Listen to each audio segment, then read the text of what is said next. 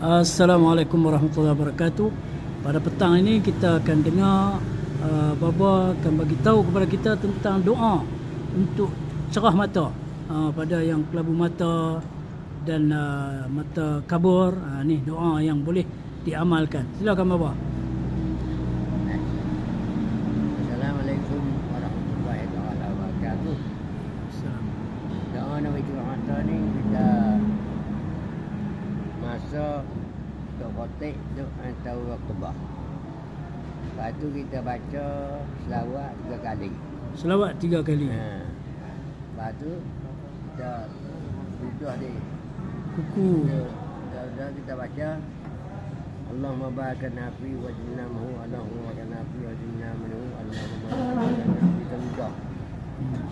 Lepas tu kita Sekali lagi bacaan yang sebelum kita ludah tu. Dah tu.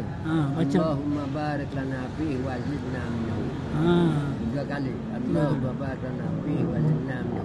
Ya. Allahumma barik lana fihi wa zidna minhu. Ya. Kita ludah.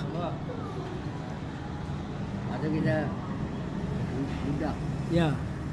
Ludah di kuku kita. Kali ni.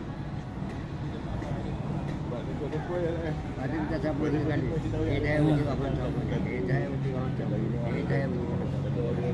Kita sebut, ya Tuhan, wahai Tuhan, cerahkan mataku. Ya, itu saja. Alhamdulillah. Terima kasih Baba. Semoga Allah murahkan rezeki sihat tu pada Baba. Amin. Ya Rabbal Alamin.